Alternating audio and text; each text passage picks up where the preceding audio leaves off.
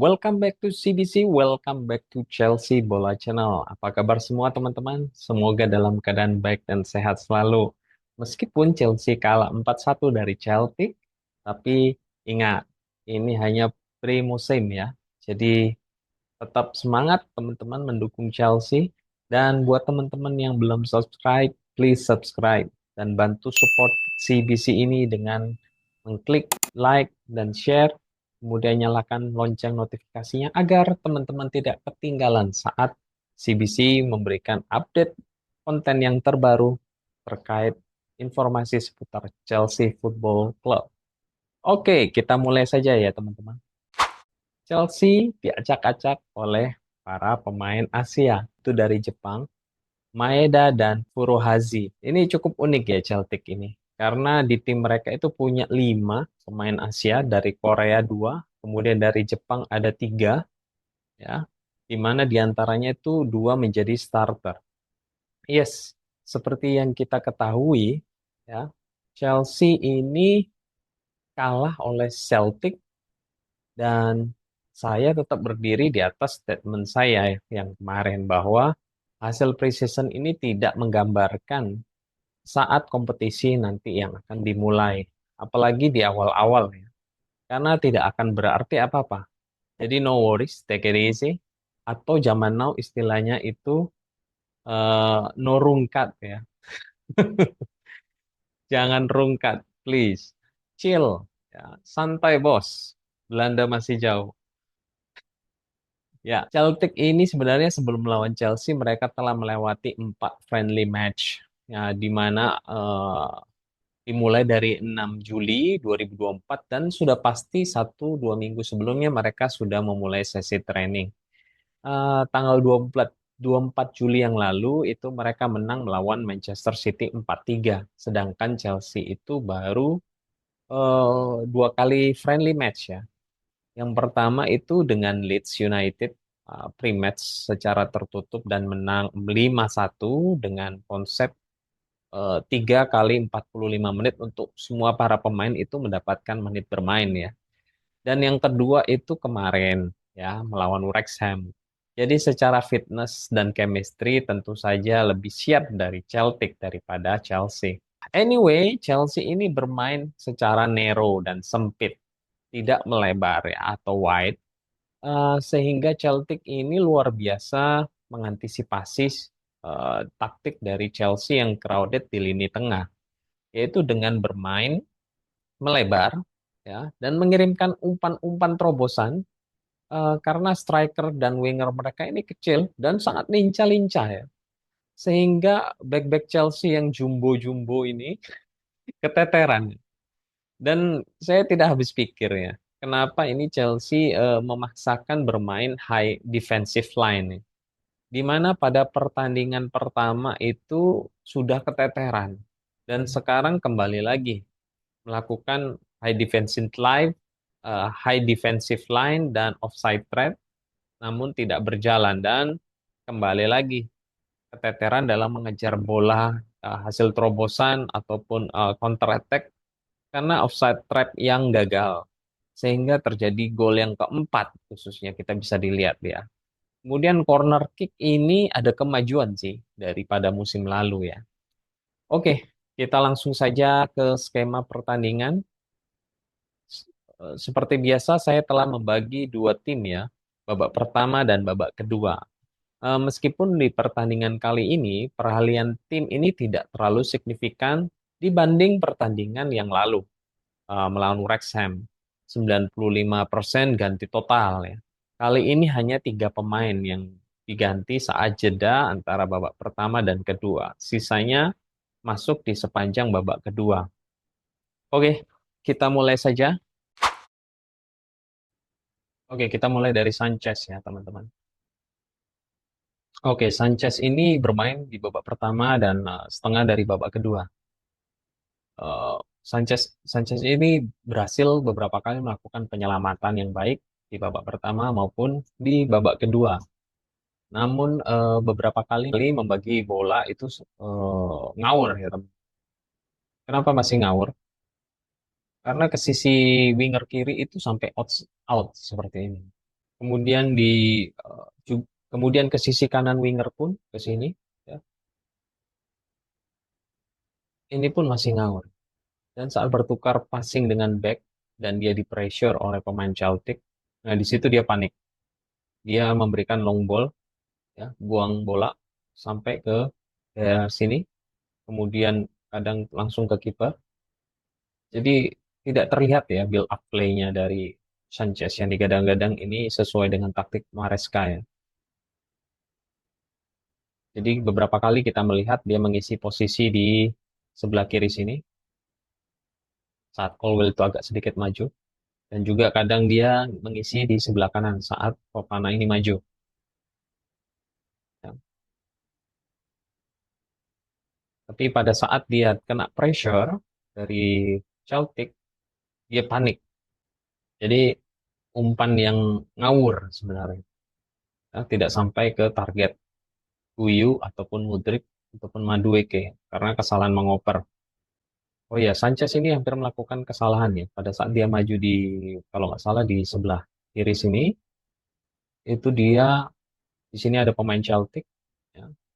Nah, dia panik dan dia yang mengoper ada di sini ada sekitar 3-4 pemain Celtic. 3-4 pemain Celtic sehingga dia langsung salah mengoper dan untung saja ini Fofana langsung menutup sehingga dia langsung berlari kembali ke gawang dan Fofana mengikuti pemain dari Celtic di sebelah kanan kanan ini. Dan untung saja tidak berujung gol. Coba kalau levelnya Celtic itu tim Premier League ya, pasti sudah tidak ada ampun kesalahan-kesalahan seperti itu. Kemudian next kita bahas Badia Shell. Badia Shell ini bermain buruk karena ngawur dalam pembagian bola dan tidak terukur dalam membagi bola lambung. Dan kesalahan terjadi di babak kedua pada saat Badia Shell ini eh, berbagi bola antara Tosin, ya di sini Tosin, terus kemudian Sanchez yang berakibat blunder dari eh Badia Shield ya. Karena dia ini memaksakan mengoper kepada Tosin sebelah sini. Sedangkan di sini ada pemain Celtic dan dengan mudah Celtic langsung maju dan langsung mencetak gol. Ya. Saya bingung kenapa Badia Shield ini Colwill posisi udah agak maju. Kenapa dia tidak menarik bola ke belakang terlebih dahulu? Karena tahu di sini ada sekitar 4 pemain Celtic. Sebaiknya dia tarik ke belakang dulu, kemudian dia mengoper kepada Colwill. Ya. Jadi itu kesalahan fatal oleh Badia Shield. Ya, kok bisa ya bermain seperti pasang kacamata kuda, di depannya itu ada pemain yang dia tuju, ya. Tapi dia tidak melihat ternyata ada pemain di belakangnya. Kenapa dia tidak mengoper ke belakang, malah mengambil resiko passing ke depan di mana ada pemain Celtic di situ. Oke, kita bahas Fofana ya. Fofana yang seperti saya bilang ini ya, kemarin itu dia posisikan di sentral ya. Karena tidak terbiasa, makanya benar saja di match kali ini ditempatkan di central defender, ya, di sisi sebelah kanan. Namun kita tahu ya, sudah setahun tidak main karena cedera. Jadi tetap saja Fofana ini karatan. Makanya pada saat di babak kedua dia digantikan oleh Tosin. Oke, next kita bahas Colwill ya. Gol yang pertama dari sisi kiri ini, di mana Colwill ini lemah dalam timing untuk men-tackle dan Lavia ini telat menutup ya. Selain itu, kan itu Colwill sering telat naik untuk offside track. Jadi berakibat fatal sehingga harus kejar-kejaran sama pemain Celtic. Nah, yang sangat lincah sehingga lagi-lagi gol kedua juga dari sisi sebelah kiri ya. Celtic membangun build up serangan dari tengah. Kemudian Chelsea seperti melongo, melongo dan jalan kaki ini para pemain dari Chelsea di belakang ini ya. Pada saat kena serangan dari Celtic, entah itu karena mereka kepanasan ya, atau kecapean saat training, entah itu karena kepanasan, karena suhu cukup tinggi sekitar 30 derajat.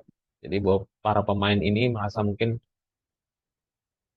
saat mungkin terlalu panas ya, karena beberapa kali itu turun minum ya, break turun minum, atau mereka ini kecapean karena training.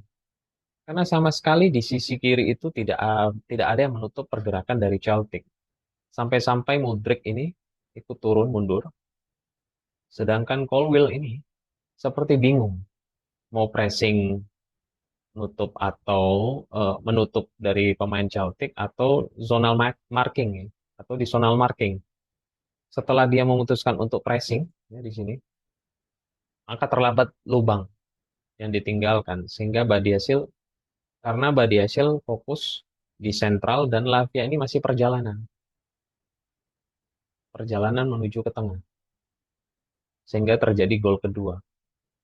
Jadi konsep bertahan dari Maresca ini stay di zona marking atau eh, press opponent ya, press pemain lawan nggak jelas sehingga membuat bingung para pemain atau keraguan-raguan ya pada saat kena serangan. Kalau pressing, maka zona yang ditinggalkan ya seperti ini kalau itu mestinya ada yang cover ya, entah itu Lavia ataupun Badiashile tutup sini, kemudian Fofana naik ke sini mestinya, terus Jam masuk ke sini. Tapi ini berkali-kali tidak terlihat ya cover seperti itu karena saat ada serangan terlihat jelas di gol kedua itu mereka itu cenderung stay di zona yang kelihatannya mereka itu bengong dan biarkan begitu saja Celtic mengolah bola sehingga terjadinya gol. Oke, next kita membahas Madueke ya, teman-teman. Madueke sudah ada kemajuan ya. Sudah mulai terlihat running antara channel ya, tapi distribusi bolanya itu masih jelek. Di mana pada babak kedua itu salah oper ya, sehingga yang berakibat fatal sehingga mengakibatkan gol keempat pada saat dia di sini dia salah oper sehingga eh, terjadi gol keempat dan belum dapat mengontrol bola saat berlari dengan kecepatan tinggi. Kita lihat beberapa kali sampai bolanya kelewatan dari garis ini. Ya, terlalu cepat larinya dan sehingga tidak dapat mengontrol bola dan belum punya visi yang jelas ya. Alias masih bingung saat di ujung gawang di sini mau kemana. Akhirnya maksa syuting atau bolanya akhirnya out. Di maksa syuting di sudut yang sangat sempit ini. Kemudian kita bahas Mudryk ya. Mudryk ini to be honest, dia ada progres ya dibanding musim lalu. Yaitu bermain one two dengan Nkunku dan Guiu juga. Dan sudah ada progres kombinasi yang apik antara ketiga pemain ini. Meski at the end umpan ke Nkunku itu terlalu dekat ke kipernya, pasti sini. Sehingga bolanya berhasil ditangkap di kiper berbarengan eh, kaki dengan Guiu di sini. Oke, next kita bahas Guiu. Guiu ini sangat energik ya. Sampai-sampai dia sempat turun di lini pertahanan Chelsea di sini. Dan seperti biasa saya rasa Guiu ini man of the match ya. Sampai-sampai Broya itu tidak diturunkan di match kedua pun ya, di babak kedua. Jadi memang sepertinya Broya ini bau-bau benar akan di-sell atau di-loan di musim panas ini. Guiu sendiri ada dua peluang ya, uh, yang untuk mencetak gol. Namun karena masih uh, muda, sehingga naluri insting dari Poacher ini belum terasah. Jadi di mana ada bola muntahan dari kiper, itu sempat balik, kemudian dia shot. Kemudian ada juga momen kondisi di mana bola itu bergulir ke arah dia. Nah, mestinya kalau dia mempunyai instingnya bagus, hanya dengan sentuhan kaki ini, dia langsung bisa mencetak gol dengan bola pantulan ya. Namun kalau karena masih belum ada insting, sehingga bola itu yang kena pantulan kaki dia itu masih melebar ke sini. Oke. Wii ini secara fisik berotot, sehingga dia bisa adu body di sini untuk merebut bola dan menciptakan peluang melalui Madueke. Namun as we know ya, Madueke ini lagi-lagi maksa syuting ya, di sudut yang sempit sehingga tidak terjadi gol. Oke, next kita bahas di babak kedua ya. Ini Sterling menggantikan Modric, kemudian Ugo Cuku menggantikan Chukwuemeka, ya. Terus kemudian Tosin menggantikan Fofana ya, yang cukup bapuk di babak pertama. Herannya ini Badiashile tidak diganti ya. Kemudian di menit ke-66 Malo Gusto masuk menggantikan Rhys James, kemudian Santos masuk menggantikan Lavia. Di menit ke-80 Renato Veiga, nah ini pemain yang kita tunggu-tunggu penampilannya. Ini masuk menggantikan Colwill dan Angelo menggantikan Madueke. Brexton menggantikan Sanchez. Ya. Kemudian menit ke-82 George menggantikan Guyu ya. Ya, menit di awal di babak kedua serangan Chelsea ini cukup impresif ya. Umpan-umpan terobosan dari Nkunku ini berhasil membuat Chelsea hampir membuat Guyu ini hampir mencetak gol ya, saat adu bodi dengan pemain Celtic. Namun tendangannya ini masih berhasil diblok oleh kiper dan mentahan bola tersebut eh di shooting kembali oleh Sterling. Ya. Namun masih mengenai mistar gawang di sebelah sini. Sayang sekali ya teman-teman. Kemudian Sterling ini berhasil improve saya rasa dibanding di match pertama. Di babak kedua kali ini dapat memberikan pressing ke back Celtic ya, sehingga menciptakan peluang gol dengan mendribling cepat ya, masuk ke dalam dan memberikan umpan kepada Madueke. Namun lagi-lagi Madueke ini masih bapuk ya, sehingga syutingnya ini melebar. That's why tidak heran Madueke digantikan oleh Angelo. Kemudian Ugo Cuku ini sebagai box to box ya midfielder saat membantu serangan kena pressure saat 2 sampai 3 pemain dari Celtic, namun tidak ada yang membantu. Ya. Kalau nggak salah waktu itu posisinya di sini dia menerima eh, dari Madueke, passing dari Madueke dan terkena terisolir oleh 2-3 pemain Celtic dan tidak ada yang membuka opportunity untuk Uku-Cuku ini membagi bola ya. Dan sudah pasti bola tersebut kerebut ya. Karena Ugu-Cuku ini bukan Ronaldo ataupun Messi ya. Karena tidak ada yang bantu bergerak mendekati Ugu-Cuku untuk buka celah ya, mendapatkan operan dari Ugu-Cuku. Apakah itu strategi dari Enzo Maresca ya untuk stay di zonanya ya. Kemudian umpan lambung, entah itu dari kiper, dari pemain tengah, itu rata-rata nyambungnya ke Madueke ya, di sisi kanan. Namun beberapa kali ya, Madueke ini salah antisipasi dari bola lambung hasil umpan dari teman-temannya, termasuk umpan dari Ugo Cuku yang masih ngawur, masih melambung. Dia dari sini umpan ke Madueke tapi masih keluar bolanya karena tidak terukur.